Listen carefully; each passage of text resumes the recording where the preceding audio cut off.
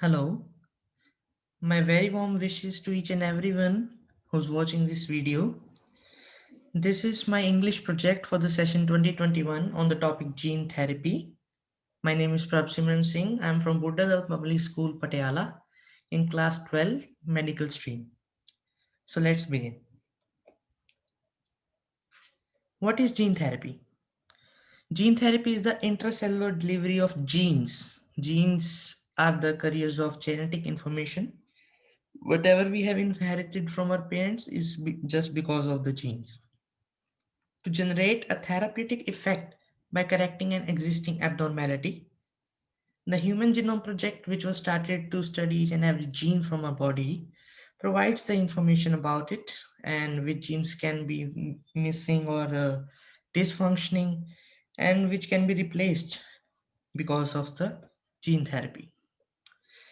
Gene therapy was started off as an experiment on Ashi De Silva from Sri Lanka. She was the first ever patient to receive the gene therapy for SCID, which is a similar disease like AIDS in which our immune system becomes very weak. And though the experiment was very successful one, as she became a healthy adult with immune system which was able to fight off most of the infections. What are the outcomes of gene therapy? Gene therapy can help us replace a mutated gene with a healthy one. Mutation means a sudden change and most probably unwanted one. Gene therapy can deactivate a gene that isn't functioning properly, introduce a new gene in the body to help fight the disease, enhance the effect of a normally functioning gene, or activate the gene that was shut down during fetal life. Fetal is a life in the womb of a mother. Functional classification. Now, as we saw on the previous slide, based on the purpose of gene therapy, it can be classified into gene replacement therapy, gene deactivation therapy, transgenesis, gene enhancement therapy, and gene activation therapy. Where to introduce these genes? Now, there are two types of cells in a body, somatic cells and germline cells. The germline cells refer to the cells related with reproductive parts of a body and producing our gametes for further reproduction, and rest all cells of a body are referred to as somatic cells. Now, based on which part gets the gene therapy, it is divided into somatic cell therapy and germline therapy. Talking about the germline therapy, the normal version of gene is inserted into the germ cells in place of the defected one. Now those germ cells will divide and the normal version of the gene will also divide along with them. Any zygote is like pre-stage of a baby. Any zygote produced as a result of this germ cell will have a correct version of the defective gene. So now the defective gene won't be passed on to the offsprings. Somatic cell gene therapy hasn't been very successful one. A single defective cell taken out of the body is injected with the correct gene. The person is cured, but because it is in somatic cells which is in no way related with the reproductive ones, so the good gene ends with the patient and is not inherited by their offspring. Now, how to introduce the genes? There are three ways: ex vivo strategy, in situ strategy, and in vivo strategy. In the ex vivo strategy, the patient cells are cultured in the laboratory, new genes are infused into the cells, and modified genes are administered back to the patient. In the in situ strategy, the carrier of the gene is injected to the patient either intravenously, that is into the blood vessels, or directly to the tissues. In vivo strategy, where the vector is administered directly to the cell. Now let us see what are the vectors. First of all, we can summarize what have we learned so far. Now we have to isolate the healthy gene along with its regulatory sequence to control its expression. Then incorporate this gene onto a vector or carrier as an expression cassette. Deliver the vector to the target cells. Now, what are the vectors and why are they needed?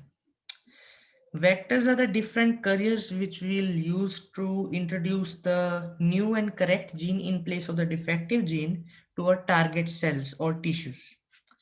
The vectors can be of two types, viral systems and non-viral systems.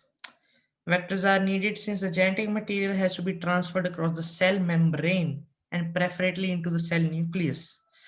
And as many of us know, the cell nucleus size is very small.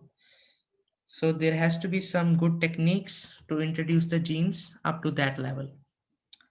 Talking about the viral vectors, we have these four kind of viruses which can be used as vectors, which include retroviruses, adenoviruses, adeno-associated viruses, and herpes simplex viruses.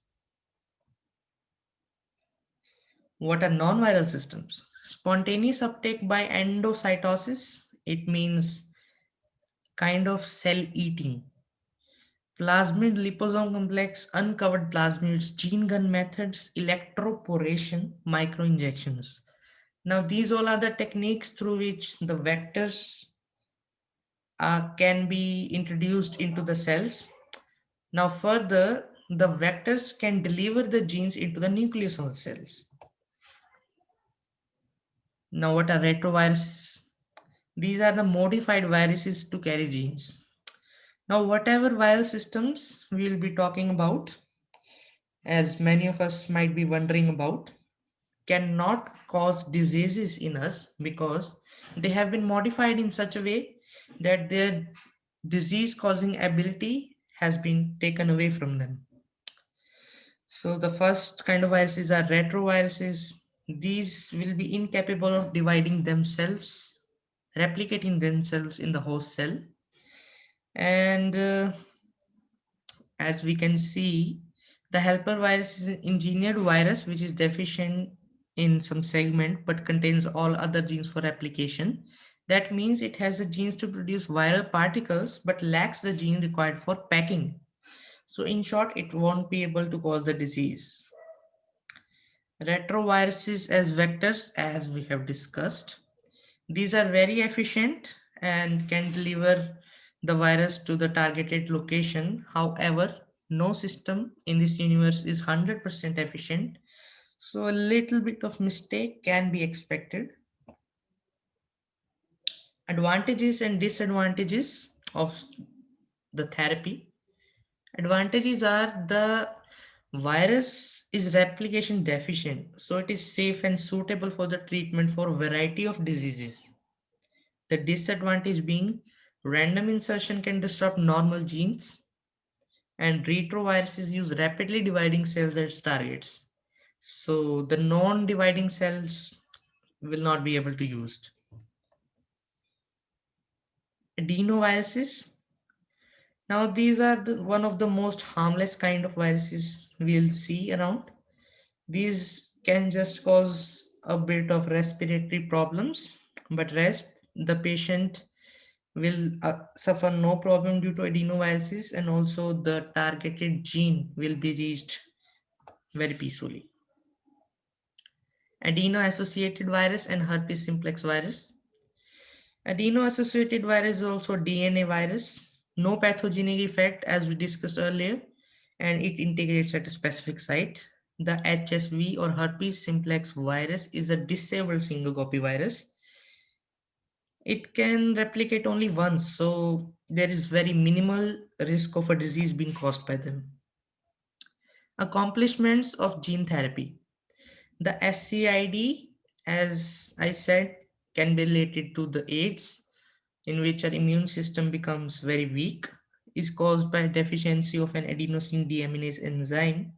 The first trial of gene therapy was done on this disease. Follow-up studies show the presence of normal immune functions in recipients compatible with life. So the experiments have been very successful one. Now we'll see. Stenosis, 13 patients were treated by DNA carrying genes for angiogenesis, all were improved. Deadly diseases like breast cancer in women, prostate cancer, lung cancer, brain cancers, and ovarian cancers have been treated. activation of HbF. HB refers to hemoglobin here in patients of thalassemia and sickle cell diseases. We all understand how they have to transfuse the blood so many times in months. So gene therapy is surely best blessing in disguise for them. Trials to enhance the genes of intelligence, height, and athleticism. As we might have heard the designer baby term, this is kind of similar concept. Trials to treat the individuals with genetic predisposition to conditions such as asthma, alcoholism, Alzheimer's disease, schizophrenia, manic depression, and breast cancer before the onset of clinical manifestations. The targets for gene therapy are described in the slide, like cystic fibrosis, hemophilia, Gaucher's disease, albinism, phenylketonuria. Some of these diseases can also cause death and mental retardness. Yes, the acquired diseases, cancers, infectious diseases, HIV, neurological disorders, cardiovascular diseases, rheumatoid arthritis, and diabetes mellitus. These are very common nowadays.